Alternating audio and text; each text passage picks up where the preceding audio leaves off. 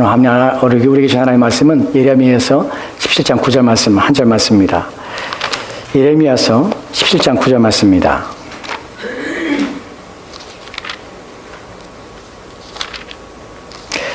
예레미야 17장 9절 말씀 찾으신 줄 알고 우리 함께 합독하도록 합시다. 같이 읽겠습니다. 시작. 만물보다 거짓되고 신이 부패한 것은 마음이라 능히를 알려마는. 아멘. 우리 주신 말씀을 위해서 함께 기도할까요? 같이 기도하고 주님 말씀 듣도록 합시다. 주님, 생명의 말씀 앞에 섭니다. 우리의 영혼을 일으키시고 우리의 마음을 새롭게 하시옵소서. 하나님 말씀을 드릴 때에 들을 수 있는 마음을 주옵소서. 성령을 통하여 마음이 열리게 하신 것을 압니다. 오직 성령이 아니시고는 주의 말씀을 들어도 듣지 못하며 보아도 보지 못하며 또한 깨닫지 못하여 우둔한 마음으로 심령이 어두워질 수밖에 없음을 고백합니다. 오직 이러한 마음에서 우리를 건져주시고 주의 말씀 앞에 귀를 기울이게 하시고 우리의 마음과 생각에 집중하게 하시고 하나님을 의지하게 하시고 하나님을 바라보게 하옵소서. 우리 영혼을 살리시고 우리의 심령을 살리고자 하는 주의 생명의 말씀 앞에 두렵고 떨림으로 서서 귀하게 받게 하시고 가슴으로 받게 하시고 우리의 심령으로 받아 우리의 영혼의 새롭게 됨을 경험하도록 도와주시옵소서. 주께서 함께 원하며 예수님 이름으로 기도합니다. 아멘. 아멘. 아멘. 금강석이라고 불리는 돌이 있습니다. 이 돌인데 이 돌은 우리가 결혼식을 할 때 또는 약혼식 할 때 우리가 주고받기도 합니다. 귀하죠. 비쌉니다. 다이아몬드를 말합니다. 왜 금강석이라고 부르냐면 강하고 또 변하지 않기 때문에 금강석이라고 부릅니다. 근데 이 왜 다이아몬드를 결혼식 때에 왜 약혼식 때 주고받는 것일까요? 어디서부터 시작됐을까요? 그 기원을 보면 우리가 16세기, 17세기에 왕들이 자기의 여왕들에게 이런 다이아몬드를 선물했던 기록이 있습니다. 그러나 그것이 일반적으로 보편화된 것은 한 회사 때문에 그래요. 디비어스라는 다이아몬드 회사가 있는데 이 회사가 1947년에 한 카피 문구를 만들어서 이것을 대대적으로 선전하게 됩니다. 그 무엇이라고 선전하냐면 다이아몬드는 영원하다, 이 문구예요. 이 프레이즈가 지금도 사람들의 머리에 박혀서 다이아몬드의 영원한 것처럼 결혼할 때 우리의 사랑도 영원하리라 약속하는 증표로서 다이아몬드를 주기 시작했습니다. 그래서 가격이 비싸지만 여전히 남자들은 여전히 자신의 사랑하는 아내에게 나의 사랑은 변함이 없을 거야 라는 약속과 그 약속의 증표로 다이아몬드를 선물하기 시작했다는 것이에요. 지금도 그 문구가 사람들에게 뇌리에 박혀서 먹히고 있습니다. 근데 이 다이아몬드에 대한 새로운 시각이 생겨나게 되었습니다. 5년 전, 6년 전인가요? 그때 한 책이 쓰여지게 되는데 그 책은 캠벨이라는 사람이 씁니다. 다이아몬드의 잔혹사라는 책에 타이틀이 붙었는데 이 책이 파장을 일으켰어요. 그리고 이 책이 영화화됐는데 그 영화가 여러분 많이 보셨을 거예요. 유명한 영화입니다. 블러드 다이아몬드라는 영화예요. 아시죠? 예, 보셨죠? 이 영화에 블러드 다이아몬드라는 영화를 보면 다이아몬드가 어떻게 생성되는지 어떻게 키워지는지를 이렇게 잘 설명하고 있습니다. 아주 비극적인 영화입니다. 블러드 다이아몬드라는 피의 다이아몬드라는 이름을 붙인 것이에요. 왜 피의 다이아몬드라면 이 다이아몬드를 발견하는 광산에서 다이아몬드를 캐기 시작합니다. 근데 캐는 이 작업 속에 참여한 자들이 얼마나 극심한 고통과 괴로움 가운데 심지어는 생명의 위협 가운데 있는지를 그 영화에서 또한 그 캠벨이 쓴 다이아몬드의 잔혹사라는 책에 기록되어 있습니다. 사실이에요. 실제적으로 그렇습니다. 다이아몬드가 캐어질 때에 다이아몬드를 캐고 있어는 많은 노동력이 필요합니다. 다이아몬드가 가장 많이 묻혀져 있는, 가장 많이 채굴되고 있는 장소가 어디냐면 아프리카예요. 아프리카는 아이러니하게도 가장 부한 나라인 동시에 가장 가난한 나라예요. 왜냐하면 그 다이아몬드를 캐는 자들이 누구냐면 반군들, 또 싸움을 하며 전쟁을 일으켜서 자기의 권력을 찬탈하고자 하는 자들이 다이아몬드 광산을 지배하며 다스립니다.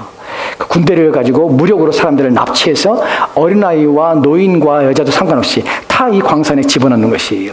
손발이 잘려나가고 또한 비참하게 그들에서 아주 생명을 유지할 수밖에 없는 기본적인 음식만 제공해서 이들을 학대하고 또한 이들을 박해합니다. 수많은 사람들이 다이아몬드를 찾으면서 죽어가고 있는 것이, 그래서 이것을 피의 다이아몬드라고 부르는 것이. 근데 이 책에 대해서 이 다이아몬드의 잔혹사라는 이 책을 통해서 사람들이 다이아몬드에 대해서 반감을 갖기 시작했고 법이 제정됩니다. 아프리카에 가장 극심하게 이 문제 때문에 대두가 됐던 나라가 시에라리온이라는 나라예요. 이 나라는 전부 다 이 다이아몬드 때문에 국민의 대다수의 사람들이 이 다이아몬드에 캐는 데에 동원되었고 수많은 사람이 죽어났습니다. 1,000만 명이나 되는 사람이 죽어나고 7천 사람들이 지금도 고통을 당하고 있어요. 그래서 국가가 국제적으로 이 시에라리온에서 나오는 다이아몬드를 규제하기 시작했어요. 그래서 법으로 규제해서 시에라리온에서 나오는 다이아몬드는 매매하지 못하도록 법으로 금지합니다. 그래서 시에라리온에서는 다이아몬드 가격이 떨어지고 채굴하는 것들이 점차 줄어들기 시작했습니다. 그러나 여전히 그런 문제가 발생하고 있습니다. 요즘은 여러분들 신문을 보면 뉴스 보면 이 블러드라는 단어가 또다시 붙은 하나의 물건이 생기게 되었는데 작년입니다. 작년 10월에 뉴스에 그런 뉴스가 나왔습니다. 블러드 과일 이름이 붙었어요. 여러분 맛있어하고 좋아하시면 여러분이 자주 찾는 과일입니다. 과일인가요? 채소인지 잘 모르겠지만 여러분 아보카도가 블러드 아보카도가 되었어요. 아보카도 가격이 확 뛰었습니다. 어느 나라인지 제가 말씀을 드리긴 좀 그렇습니다. 근데 수요가 갑자기 그 나라에서 아보카도에 대한 열풍이 불기 시작했어요. 그래서 아보카도에 대해서 대량으로 수입하는 일이 발생했습니다. 여러분, 한 나라에서 사람들이 갑자기 어떤 음식에 미치게 되면요. 그럼 그 생산한 나라에서는 그 고가의 가격으로 팔기 때문에 그 생산을 되기 위해서, 수요를 맞추기 위해서 공급부에서 애를 쓰게 되는 것이에요. 근데 이 아보카도를 주로 어디서 생산하게 되면 남미에 생산합니다. 아보카도의 수요가 갑자기 늘어서 가격이 치솟기 시작합니다. 그게 금값이 돼버려요. 그러자 남미에 있는 이 갱단들이 돈을 얻기 위해서 이 아보카도 농장들을 다 차지하기 시작합니다. 다 강제로 빼앗는 것이에요. 그리고 남미에 있는 가난한 사람들을 다 납치하고 또한 그들을 위협해서 강제 노역을 시키기 시작했습니다. 아보카도 농장에서 땡볕아래에서 그들은 계속해서 그것을 관리하고 따는 일을 하게 하는 것이에요. 어린아이부터 어린애까지. 그래서 그 아보카도의 생산 과정을 통해서 또다시 이름이 붙은 것이 블러드 아보카도라는 이름이 붙은 것이. 사람들이 이 사실을 알고 반대운동이 일어났습니다. 지금 그 운동에 참여한 사람들이 있습니다. 참여한 사람들은 아보카도를 불매운동을 벌인 것이에요. 왜 그러냐면 아보카도의 이 수요에 맞춰서 공급을 이루기 위해서 사람들을 학대하고 핍박하며 또한 강제 노역에 시달리게 하는 환경을 없애버리기 위해서 아보카도를 먹지 않으므로 가격을 떨어뜨리고 그래서 이 구매욕을 이 아보카도를 생산하는 생산 의욕을 상실시키는 일을 하게 하는 것이에요. 이런 일들을 하는 사람들은 무엇입니까? 누구입니까? 우리는 각자 세계에 뻗어 있는 많은 사람들입니다. 어떤 사람들이라면 이 생산자들의 고통과 이 생산자들의 아픔에 대해 공감하는 능력을 가지고 있는 사람들이에요. 여러분 혹시 티타닉에서는 제가 아직 가본 적이 없는데 달톤이 하나가 있더라고요. 달톤인가요? 제가 어디서 봤는지 정확히 모르는데 여러분 페어 트레이드라는 마크가 붙은 마켓이 있습니다. 페어 트레이드. 공정무역이라는 의미입니다. 이 공정무역의 그 마켓에 가면은 가격이 좀 비쌉니다. 왜 비싸냐면 이 사람들이 주로 하는 것이 뭐냐면 생산자들이 그 노동의 대가를 제대로 받고 보상을 받도록 이 사람들은 그런 시설과 그런 기준과 노동 기준과 가치를 가지고 있는 그런 자들과 함께 생산자들과 함께 계약을 맺고 그들이 생산하는 제품을 사는 것이에요. 어떤 가격으로? 비싼 가격으로. 그 생산자들이 자기의 노동에 대한 대가를 받게 하는 것이에요. 여러분 보고에 의하면 가난한 나라의 어린아이가 하루에 12시간 일을 하는데 얼마나 버는지 아십니까? $1를 법니다. 12시간 일을 하는데. 여러분 그런 얘기를 보면 사실 가끔 밥이 안 넘어가요. 여러분 장 지글러라는 프랑스 사람이 쓴 책들이 있습니다. 그 사람이 책을 여러 권 썼는데 그 가운데 왜 우리는 가난한가? 왜 세계는 지금도 굶주리는가? 이런 책들을 썼어요. 그 책들 읽다면 얼마나 이 세상이 불합리한지. $1를 벌기 위해서 어린아이들은 끌려와서 12시간 동안 한 번도 쉬지 못하고 일을 합니다. 페어 트레이드가 바로 그런 일을 하는 것이에요. 우리가 조금 더 주고 사는 것이에요. 그래서 가난한 노동자들에게 삶의 질을 향상시키는 일을 하게 하는 것이에요. 아직도 수많은 사람들이 그런 노동 가운데 착취를 당하고 있습니다. 이런 것들이 세상을 바꾸고자 하는 노력들인데 이런 사람들 하는 이유가 무엇이냐면 바로 공감 능력 때문에 그래요. 내가 그 사람을 알지 못해요. 그 아이를 본 적도 없어요. 그들이 24시간 어떻게 보내는지 저는 전혀 알 수 없습니다. 근데 그 아이들에 대한 이야기가 누군가를 통하여 전해지고 내가 그 글을 읽고 그들의 아이의 실상을 알았을 때 마음이 편하지 않는 것이에요. 그들의 고통이 마치 나의 고통처럼 느껴지고 그들의 슬픔이 마치 나의 슬픔처럼 느껴지게 되는 것이에요. 이것을 공감 능력이라고 합니다. 오늘날 많은 사람들이 능력을 가지고 있습니다. 그런데 사람들이 가지고 있는 이 공감 능력은 어디서부터 온 것일까요? 누군가의 슬픔이 내가 전혀 알지 못하는 자의 슬픔인데 내 마음의 슬픔을 느끼는 것은 어떤 것일까요? 내 마음이 왜 그런 마음을 가지게 되는 것일까요? 여러분, 원래 이 공감 능력이라는 것은 우리의 마음을 지으신 하나님부터 왔습니다. 인간은 우리의 마음을 지으신 하나님으로부터 우리의 마음은 공감 능력을 갖기 시작해서 원래는 하나님이 느끼는 것도 우리는 함께 느끼도록 하셨습니다. 하나님이 아파하는 것들을 함께 아파하고 하나님이 슬퍼하는 것들을 함께 슬퍼하는 마음을 우리는 갖게 된 것이에요. 왜냐하면 하나님 우리 마음을 지으셨기 때문에 그렇습니다. 시편 35편 15절 말씀에는 이렇게 기록되어 있습니다. 볼까요? 같이 들어갑시다. 시작. 그는 그들 모두의 마음을 지으시며 그대의 하나님을 굽어 살피시는 이로다. 아멘. 누구십니까? 하나님이세요. 하나님은 그가 지으신 모든 사람들의 마음을 지으신 자입니다. 본문에서 지었다는 것은 히브리어에서 지었다는 말이 창조하다는 의미와 아싸 만들다는 의미가 있습니다. 그런데 사실 이 단어는 다른 단어예요. 이 단어는 지을 때 어떻게 짓냐면 마치 토기장이가 진흙으로 자기가 만들고 싶은 귀한 그릇을 만드는 그 행위를 본문에서는 지었다는 표현을 씁니다. 여러분, 사람의 마음은 그냥 흙 한 덩이를 딱 던져놓고 말씀으로 있어! 라고 그렇게 된 것이 아니에요. 사람의 마음은 하나님의 정밀하신, 하나님의 세밀하신 손길을 통하여서 빚어진 것이라고 표현하고 있다는 사실입니다. 왜 사람이 빚어져야 됩니까? 사람의 마음이. 왜냐하면 사람의 마음은 헤아릴 수 없을 만큼 깊이가 있기 때문에 그래요. 하나님을 닮았기 때문에 우리의 마음은 하나님이 직접 빚으시는 마음으로, 빚으시는 것으로 우리의 마음을 지으셨다는 것입니다. 여러분, 사람 마음은 그래서 알 수가 없는 것이, 헤아릴 수가 없이 깊은 것이에요. 그것이 사람의 마음입니다. 하나님께서는 우리의 마음을 하나님의 형상을 닮은 마음으로 지으셨습니다. 그래서 우리는 하나님처럼 느끼는 것이에요. 하나님처럼 생각하는 것이에요. 그것이 처음에 우리를 지으실 때에 하나님께서 우리 마음에 두셨다는 것이에요. 여러분, 첫사람에 대해서 우리가 살펴볼 것인데, 처음에 하나님께 사람을 지으실 때 사람의 마음은 어땠을까? 사람의 마음은 선하고 아름다웠다는 사실을 아셔야 합니다. 고귀하며 고결하였습니다. 또한 사람의 마음은 진실하며 참되었습니다. 사람의 마음은 조금도 거짓 없는 것이 또한 깨끗하며 진실하며 순결하였습니다. 이것이 사람의 마음이었습니다. 사람은 자신의 마음뿐만 아니라 이 마음을 가지고 타인을 대할 때에 사람의 마음은 왜곡됨도 없었고 부정함도 없었고 어떠한 굽어짐도 없었고 또한 자신의 마음으로 그를 해하려는 악한 마음이 그의 마음에 전혀 없었다는 사실입니다. 완전하였습니다. 깨끗하였습니다. 그것이 사람의 마음이었습니다. 그 마음을 좀 보도록 합시다. 창세기 2장 9절 보면 하나님께서 아담과 얘기하는 부분이 나옵니다. 이 구절에서 우리는 그러한 것들을 생각해 볼 수 있는데 볼까요? 같이 읽겠습니다. 시작.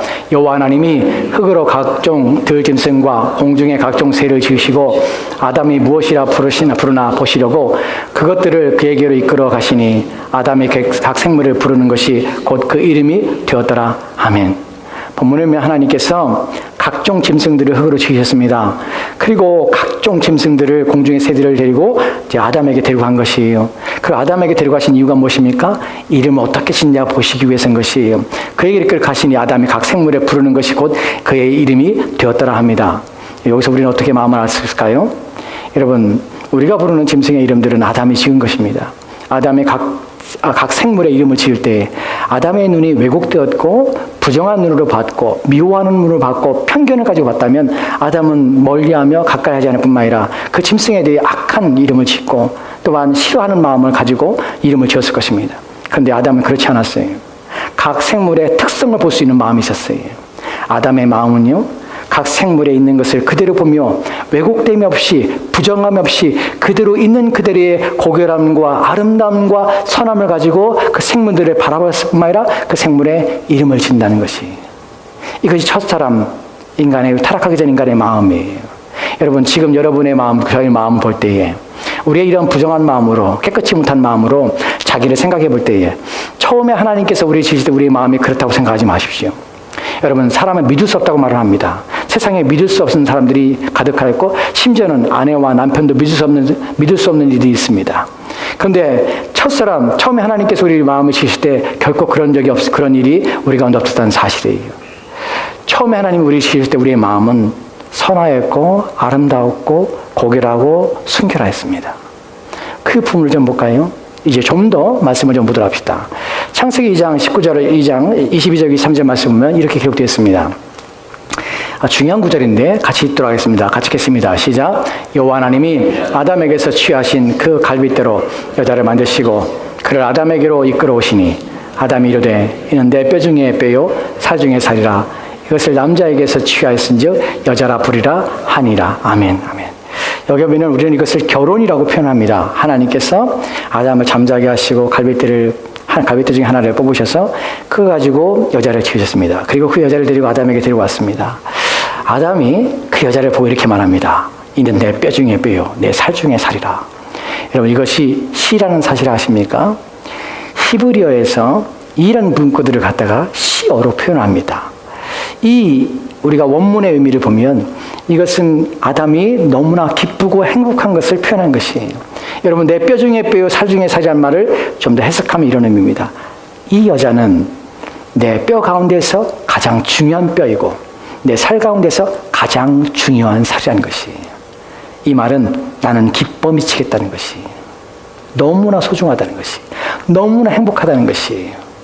아담은 이 여자를 볼 때에 하와를 볼 때 첫눈에 하나님 키가 너무 작은 거 아니에요? 하나님 코를 좀 바꿔야 되겠는데요? 이렇게 말하지 않았다는 것이 이 여자를 볼 때에 물론 그럴 수 있습니다. 아담이 여자를 처음 봤기 때문에 어디를 바꿔야 할지 몰랐을 수도 있어요. 하지만 하나님께서 아담에게 줬을 때 아담의 마음에는 흡족했다는 것이 사람의 마음은 하나님께서 우리를 지으실 때 우리의 고결하고 순결한 마음은 사람을 편견 없이 봅니다. 있는 그대를 봐요. 우리는 볼 때 아휴 머리가 왜 저래 옷을 왜 저따위 입었대 이렇게 생각하지 않아요. 눈은 왜 이렇게 찢어졌지 이렇게 생각하지 않아요. 볼 때 우리는 그 사람에 있는 가장 아름답고 선한 것을 보게 하나님께서 지으신 것이에요. 우리의 눈은 그 사람의 장점과 그 사람의 선한 마음과 그 사람의 외모에 대해서 어떤 지적질을 하는 것이 아니라 그 사람을 있는 그대로의 특징과 또한 그 사람이 가지고 있는 아름다움을 보도록 하나님께서 우리 마음을 지으셨다는 것이에요. 그래서 볼 때에 아담은 어떠한 편견과 왜곡됨 없이 그 하와를 보고 기쁘고 즐거웠습니다. 행복했습니다. 그래서 당신은 내가 내에 있는 모든 뼈 중에 가장 중요한 뼈이고 내가 있는 모든 살 중에 가장 중요한 살입니다. 당신은 나보다 더 고결하고 아름답고 선하며 당신 너무나 이쁜 존재입니다. 하나님 이런 여자를 나한테 주셔서 너무나 기쁩니다. 하고 아담은 기쁨이 충만했다는 것이 우리의 마음은 첫사람의 아담의 마음은 우리가 범죄에 타락하기 전에 우리의 마음은 하나님을 기뻐하고 하나님의 하시는 모든 일들을 기뻐하고 하나님이 주신 것을 만족하며 행복했다는 것입니다. 그것이 우리의 마음이었어요. 하나님이 무엇을 하건 너무나 기뻤어요. 너무나 즐거웠어요. 그런데 왜 그러면 지금 우리의 마음은 왜 이따위가 됐습니까? 라는 것입니다. 왜 우리는 우리의 마음은 지금 이럴까요? 선뜻 내 마음이 이런 생각이 드는 것 때문에 놀랄 때도 있지 않습니까? 내가 이런 악한 마음을 가지고 있구나. 내 마음이 이렇게 더럽구나 하는 생각도 가지고 있는데 어떻게 이런 마음이 되게 된 것입니까? 우리가 잘 알다시피 창세기 3장에 보면은 이제 이 둘이 하나님께 범죄하여서 죄로 말미암아서 마음이 오염되는 것을 보게 됩니다. 마음이 부패한 것이에요. 그래서 문제가 발생하게 됩니다. 창세기 부패한 다음에 타락한 후에 하나님을 대적하여서 그 마음이 하나님과 원수가 되어서 그 마음이 하나님과 분리가 되어서 하나님을 떠났을 때 인간의 마음은 어떻게 변하는가 하는 것을 우리가 살펴볼 것인데 여러분 하나님을 떠나는 순간에 하나님과 멀어진 순간에 하나님을 배반하는 순간에 인간의 마음은 부패하기 시작했는데 그 부패의 가독성은 얼마나 큰지 타락한 지 얼마 안 되는 그 짧은 순간에 인간의 마음은 끝까지 그의 마음은 완전하게 그의 마음은 정말 무섭지만큼 더럽혀졌다는 사실이에요. 얼마나 끔찍하게 더러운지를 우리 성경을 통해 보게 됩니다. 인간의 마음이 오랜 기간 동안 부패한 것이 아니에요. 일순간 하나님을 떠나는 순간에 인간의 마음은 완전히 쓰레기가 되어버리는 것이 그것이 우리 마음이에요. 왜냐하면 인간의 마음은 하나님과 함께 있을 때만 온전하기 때문에 그래요. 본문에 보면 타락한 후에 바로입니다. 시간이 얼마 지나지 않아서 하루도 지나지 않았어요. 같이 읽을까요? 창세기 3장 9절과 10절입니다. 같이 읽읍시다. 시작. 여호와 하나님이 아담을 부르시며 그에게 이르시되 내가 어디 있느냐 이르시되 내가 동산에서 하나님의 소리를 듣고 내가 벗었으므로 두려워하여 숨었나이다. 아멘. 이 얘기를 잠깐 덧붙여서 얘기 말씀을 드리면 그날 날이 서늘할 때라고 표현하고 있습니다. 저녁 때가 되었습니다. 어떤 날입니까? 범죄한 후에 그날이에요. 오래되지 않았어요. 채 하루가 지나지 않았어요. 하나님께 동산을 거니시다가 아담이 없는 것이 하와도 없어요. 하나님께서 아담을 부르셨습니다. 그때 아담이 내가 어디 있냐 했더니 아담이 말을 하죠. 내가 동산에서 하나님의 소리를 듣고 내가 벗었으므로 두려워하여 숨었나이다. 여러분, 죄로 말미암아 타락한 하나님과 분리된 인간이 이제 가지게 된 마음은 무엇이냐면 그 마음이 편안함이 아니에요. 사랑과 또한 그 마음이 부드러움과 온유함이 아니에요. 그 마음에는 신뢰와 또한 믿고 의지하며 또한 함께 있고자 하는 이런 마음이 아니에요. 하나님과 분리된 순간 인간이 가진 마음 무엇이냐면 두려움이에요. 두려움. 여러분, 타락한 마음의 근본적인 본질은 무엇이냐면 하나님과 분리가 되어서 하나님을 두려워하기 시작했다는 것이에요. 여러분, 하나님과 아담은 마음이 타락하기 전에, 마음이 부패하기 전에 하나님과 아담은 너무나 친밀한 사이였다는 사실을 아셔야 됩니다.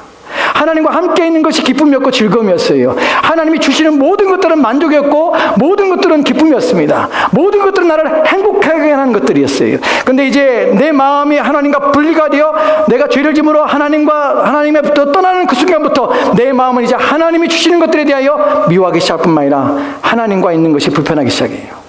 그리고 이제 하나님께로 멀어져서 하나님께 나아가는 것이 두려움이 되는 것이 그 이름을 부르는데 나가지 않습니다. 오늘날 왜 사람들이 하나님 믿지 않는지 아십니까? 바로 이 마음 때문에 그래요. 사람들의 마음에는 하나님이 마치 하나님께 나가면 자신의 인생이 불행해질 것 같아요. 내가 이제껏 즐거워하는 것들 다 포기하게 될 것 같아요.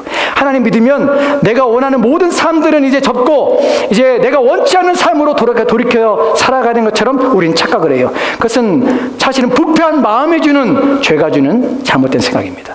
왜곡된 생각입니다. 여러분, 인간은 하나님과 함께 있을 때만 행복합니다. 여러분이 하나님께 돌아갈 때만 여러분의 인생에서 의미를 찾습니다. 하나님께서만 여러분의 만족이 되고 기쁨이 되는 것입니다.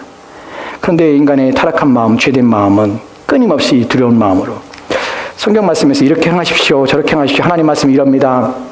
우리 마음에서는 내가 그렇게 하면 내가 이것도 끊어야 되고 저것도 끊어야 되고 이 생활도 내가 이런 즐거움도 이런 기쁨도 내가 만족도 다 끊어버리고 다 이제 그만둬야 되나. 그 날은 마치 종교적인 아무것도 기쁨이 없는, 그래서 마음은 아무것도 느끼지 못하는 건데 무슨 마치 고행하는 것처럼 신앙생활 한다는 것이. 여러분, 착각하지 마십시오. 신자가 무슨 고행하듯이 신앙생활하는 것이 아니에요. 신앙생활은 마치 불행해지게 신앙생활하는 것이 아니에요. 신앙생활은 기쁨을 하는 것이고 즐거움을 하는 것입니다. 왜 그렇습니까? 하나님 안에서의 즐거움과 행복을 우리는 맛보기 때문에 그래요. 우리가 알다시피 하나님의 영광은 어떻게 구하십니까? 피조물의 최고의 행복 속에서 하나님은 자신의 영광을 구하십니다. 우리가 불행한 가운데 결코 하나님의 영광을 구하지 않습니다. 이것을 아시면, 맛보면 우리는 하나님께로 달려갑니다. 근데 문제는 우리 마음에 끊임없이 왜곡된 생각과 하나님을 두려워하는 마음으로 하나님과 멀어지고 있다는 것이 문제라는 사실입니다. 그래서 우리는 하나님 말씀을 들어도 이것은 내가 할 수 있고 이것은 못합니다. 내가 기뻐하는 것, 내가 즐거워하는 것 지금 끊게 하지 마세요. 나중에 기회가 되면 내가 지키죠. 이런 착각들을 합니다. 죄라는 사실도 모르고 그것이 잘못이라는 사실도 모르고 그것이 자신을 불행하게 한다는 사실을 모르고 말입니다. 부패한 삶의 모습이 어떤 줄 아십니까? 비참합니다. 그 모습을 보도록 합시다. 창세기 3장 11절과 12절 말씀 보면 이렇게 기록되어 있습니다. 같이 읽을까요? 같이 읽겠습니다. 시작. 이르시되 누가 너의 벗임을 내게 알렸으며 내가 내게 먹지 말라 명한 그 나무의 열매를 내가 먹었느냐? 아담이 이르되 하나님이 주셔서 나와 함께 있게 하신 이자 그가 그 나무 열매를 내게 주므로 내가 먹었나이다. 하나님께서 묻습니다. 아담아, 내가 벗었음을 누가 알겠느냐? 내가 먹지 말라는 그 명령한 그 열매를 내가 먹었느냐? 아담이 말합니다. 하나님 잘못했습니다. 내가 먹었습니다. 죄송합니다. 라고 말해야 되죠. 근데 뭐라고 합니까? 아담이 하는 말을 보면 하나님이 주셔서 나와 함께 있게 하신 그가 그 나무 열매를 내게 주므로 내가 먹었나이다. 원문을 여러분 여기서 이자라는 표현을 원문하면 그 여자예요, 그 여자. 심한 말 하고 싶지만 아담의 표현으로는 아주 못된 말을 합니다. 여러분 여기서 무엇을 봅니까? 아담이 어떻게 바뀌었습니까? 아담이 하와를 봤을 때 뭐라고 했습니까? 네, 뼈 중에 뼈요, 살 중에 살이라고 노래하며 기뻐했습니다. 이거 보면요, 세상에 믿을 놈 하나도 없어요. 그죠? 그러잖아요. 뭐 결혼할 때는 여보가 아니죠. 그때는 자기 내가 결혼만 하면, 내가 당신과 결혼하면 손에 물을 묻히지 않게 해줄게. 막 이렇게 다짐합니다. 그 결혼했어요. 근데 손을 막 물을 묻히고 있어요. 결혼 전에 나한테 손에 물을 묻히지 않게 해준다면서 막 소리를 칩니다. 남편이 말합니다. 그래서 내가 고무장갑 사줬잖아. 왜 안 껴? 이렇게 말을 하지요. 마음이 그렇게 들으셨어요? 이런 것들이 우리가 지키지 못할 사랑했던 마음들이 바뀌게 되는 것이, 아담의 마음이 바뀌었습니다. 뭐라고 합니까? 하나님이 주셔서 나와 함께 있게 하신 여자예요. 여러분, 자기 아내를 표현하는 것이에요. 내가 달라고 했습니까? 라는 것이에요. 내가 달라고 했습니까? 내가 이 여자 언제 원한다고 했습니까? 왜 이런 여자 줬습니까? 이 여자 때문에 사단이 발생한 것이, 모든 죄의 원인과 어떤 죄의 결과에 대해서 누구에게? 자기 아내에게 비난을 퍼붓습니다. 이 놈이 얼마나 뻔뻔한지 자기 아내 앞에서 얘기를 해요. 여러분, 사실 만약에 조금이라도 양심이 다 있으면 하나님 잠깐 딴 데서 가서 얘기하시죠. 사실은요, 그 여자가 한 것이 내가 한 게 아니에요. 이렇게 말해야 돼요. 근데 이 마음의 부패가 얼마나 심한지, 자기 아내가 그 자리에 있는데 그 앞에 대고 얘기하는 것이에요. 하나님, 이 여자가요, 난 달라고 안 했는데 하나님이 주셨잖아요. 하나님이 주신 것을 싫어하기 시작합니다. 타락한 인간의 마음은 하나님을 기뻐하지 않고 하나님 무서워하지 않을 뿐만 아니라 하나님이 주고자 하는 것들에 있어 마음을 두지 않습니다. 내가 너에게 주는 복, 내가 너에게 주는 것이 너를 이롭게 하고 너를 복되게 한다. 하나님, 아니요. 하나님이 주고자 하는 걸 주지 마세요. 내가 원하는 걸 주세요. 라는 것이 우리의 기도예요. 하나님이 나한테 주고자 하는 것은 나 쓸모없어요. 나한테 쓸모없어요.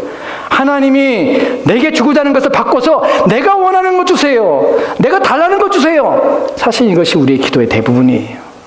이것이 얼마나 어리석은 것입니까? 이렇게 인간의 마음은 바뀐 것이에요. 자기 아내에 대해서 비난합니다. 자기 아내라는 표현을 쓰지 않아요. 이 여자라는 표현을 씁니다. 이 여자가 열매를 먹고 내게 주었습니다. 난 먹고 싶지 않았는데 이 여자가 그렇게 한 것입니다.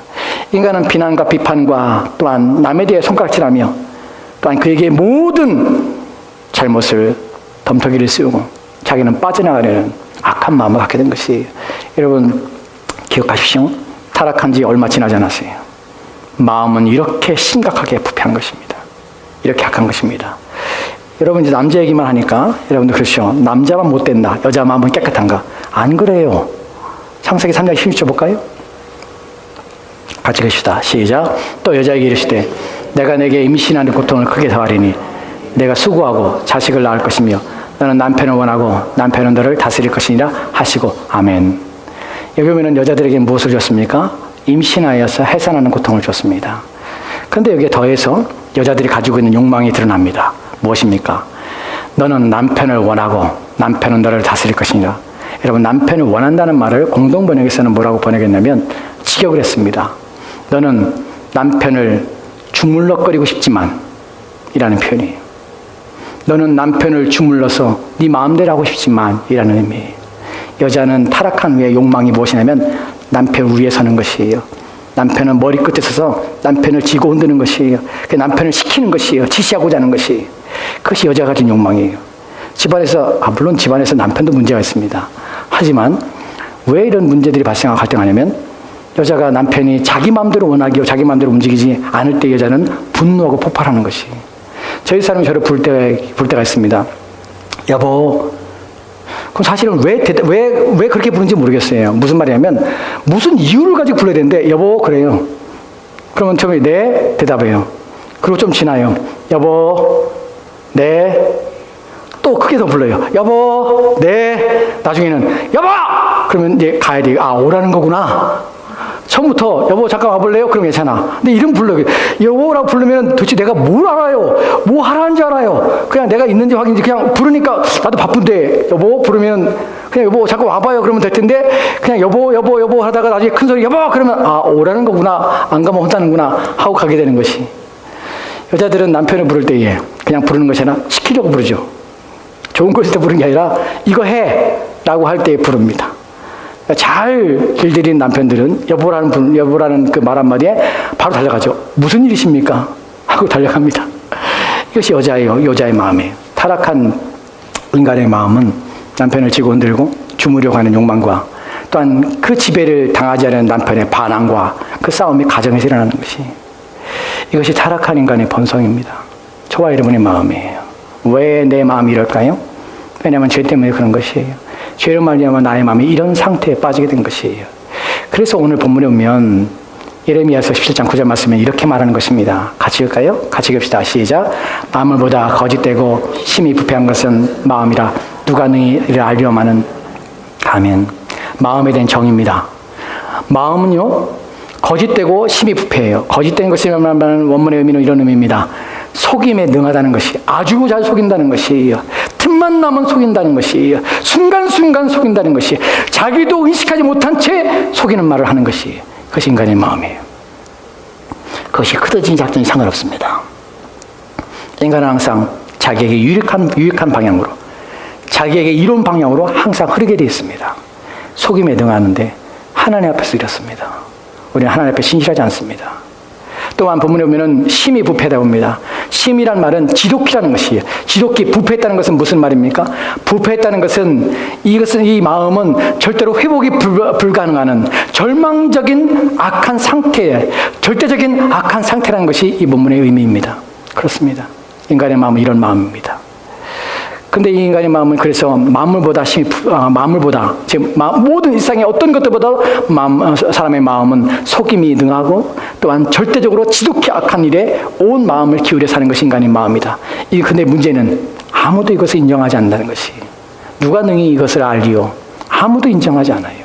아무도 내 마음이 이렇다고 얘기하지 않아요. 다 가면을 쓰죠. 겉으로 보기에는 다 착한 것처럼 보입니다. 진실한 것처럼 보입니다. 바른 것처럼 보입니다. 하지만 속에서는 수많은 속임이 있고 수많은 거짓이 있는 것이에요. 사람들이 하나님 믿지 않는 수만 가지 이유가 있습니다. 수만 가지 핑계를 댑니다. 내가 이 말씀에 순종하지 않을 이유가 있습니다. 내가 하나님 말씀대로 살지 않을 이유가 있습니다. 수만 가지 이유가 내 머릿속에 내 마음속에 넘쳐납니다. 왜 그럴까요? 우리 마음속에서는 우리 부패한 우리 마음속에서 하나님 믿지 않으려는 거짓된 마음들이 끊임없이 우리 마음을 사로잡기 때문에 우리 수만 가지 일을 대며 하나님 앞에 나가지 않습니다. 하나님 믿지도 않고 순종하지도 않습니다. 이것이 우리의 거짓된 상태입니다. 그렇다면 이 절망적인 우리의 마음에서 어떻게 우리는 회복됩니까? 여러분 이 상태에서 이것이 우리의 상태이기 때문에 이것이 인간의 비참함입니다. 여기서 헤어날 길이 없는 것이에요. 그런데 바로 그리스도 예수를 통해서 우리는 새로운 가운데 나갈 수 있는 한 가지 길을 찾게 되는 것이에요. 고린도후서 5장 17절 말씀 봅시다. 이 말씀 우리에게 희망을 주고 우리가 예수를 믿는 것이 무엇인지를 말씀해 주는 것입니다. 같이 읽을까요? 같이 읽겠습니다. 시작. 그런즉 누구든지 그리스도 예수 안에 있으면 새로운 피조물이라 이전 것은 지나갔으니 보라 새 것이 되었도다. 아멘. 아멘. 그런즉 누구든지 그리스도 예수 안에 있으면 뭐라고요? 새로운 피조물이라. 왜 새로운 피조물이라고 말씀하는지 아십니까? 왜 새롭게 되는 피조물이 되어야 됩니까? 왜 새 창조의 의미가 들어갑니까? 왜 하나님께서 만드셔야만 됩니까? 왜냐하면 옛 마음은 파괴되었고 옛 마음은 부패해서 더 이상 어떤 소망이 없기 때문에 하나님께서는 완전히 새 곳으로 만드는 그 과정을 통해서만 우리의 마음을 온전케 하실 수 있기 때문에 그래서 예수를 통해서 저와 여러분을 마음을 완전히 바꿔서 새롭게 하심으로 새로운 피조물 되게 하셔서 새 마음을 주시는 것입니다. 이것이 본문에서 말하는 의미입니다. 새 것이 되도다. 오직 그리스도 예수를 믿는 것 외에는 여러분에게 다른 길은 없습니다. 오직 그리스도 예수밖에는 다른 길은 없습니다. 여러분의 상한 마음에서 여러분이 어떻게 할 수 없는 마음에서 알지 못하는 가운데 내 마음의 심령에 부패함이 있는 가운데서도 여러분 마음을 새롭게 할 수 있는 유일한 길은 예수 그리스도밖에 없다는 사실입니다. 저와 여러분이 예수를 믿어야 될 이유가 여기 있습니다. 왜 내 인생은 이럴까? 내 삶은 이럴까? 왜 나의 마음은 내가 컨트롤하지 못할까? 조절하지 못할까? 예수가 답입니다. 그리스도가 답입니다. 그리스도를 믿으셔야 합니다. 그리고 그분을 의지해야 합니다. 새 마음을 달라고 구하셔야 합니다. 그럴 때 우리는 온전해질 수가 있고, 그럴 때 우리는 새롭게 되어 죄와의 싸움과 또한 악이 이끄는 대로 우리는 가지 않고 우리는 버티고 이기는 싸움을 시작할 수가 있는 것입니다. 그리스도 예수를 붙잡으십시오. 그를 의지하시고 믿으십시오. 그리고 새롭게 되십시오.